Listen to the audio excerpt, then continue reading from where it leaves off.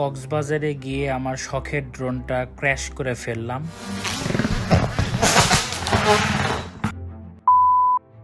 আজকে শোনাবো আপনাদেরকে আমার হতভাগা দিনটির গল্প।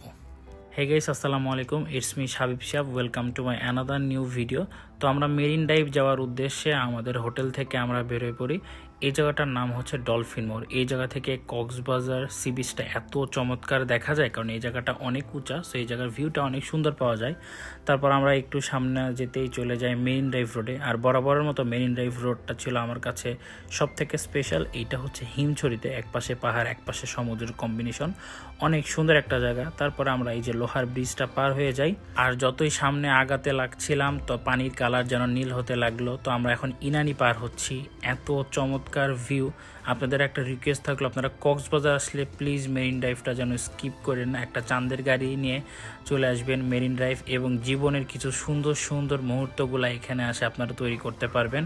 কক্সবাজারে মেরিন ড্রাইভ না আসলে আমার মনে হয় কক্সবাজার ট্রিপটাই বৃথা হয়ে যেত। তারপর আমরা টেকনাফের মধ্যে পৌঁছে যাই, বাট সামনে এত বড় বিপদ অপেক্ষা করবে এটা আসলে বুঝতে পারিনি। তারপর ড্রোনটা ফ্লাই দেই, আর পাখির চোখে এতটা চমৎকার লাগতেছিল, এটা আসলে আমি ভাষায় প্রকাশ করতে পারবো না। মহান আল্লাহ তাআলা যে নিখুঁত কারিগর, তারই প্রমাণ এই সুন্দর মেরিন ড্রাইভের ভিউ, এক কথায় অসাধারণ। গাইস, কক্সবাজারের মেরিন ড্রাইভ এত চমৎকার, আপনারা প্লিজ কক্সবাজার আসলে এই জায়গাটা মিস করবেন না। হয়তোবা কিছু সুন্দর সুন্দর মুহূর্তগুলো তৈরি করতে পেরেছি, বাট এই সময় যে আমার ড্রোনটা ক্র্যাশ হয়ে যাবে এটা আসলে টোটালি আনএক্সপেক্টেড ছিল।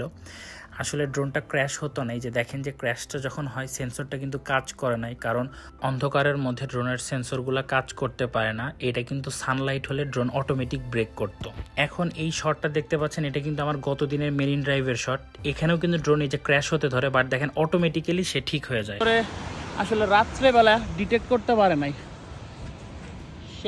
লাইফে প্রথম ড্রোন ক্র্যাশ করলাম, তাও কক্সবাজারে এসে। চাপ দিও না, মোটে চাপ দিও না, অফ করতে হবে। তো হয়তো বা কক্সবাজারের ব্লগটা এখানেই সমাপ্ত। তারপর সাগরের পাড়ে গিয়ে দাঁড়াই, কারণ মনটা অনেক খারাপ ছিল। সাগরের পাড়ে দাঁড়ালে নাকি খারাপ মন অনেক ভালো হয়ে যায়। তো আজকের ভিডিওটা ছিল এই পর্যন্তই। দেখা হবে নতুন কোনো ভিডিওতে নতুন কোনো সময়। ততদিন পর্যন্ত ভালো থাকুন, সুস্থ থাকুন। আল্লাহ হাফেজ।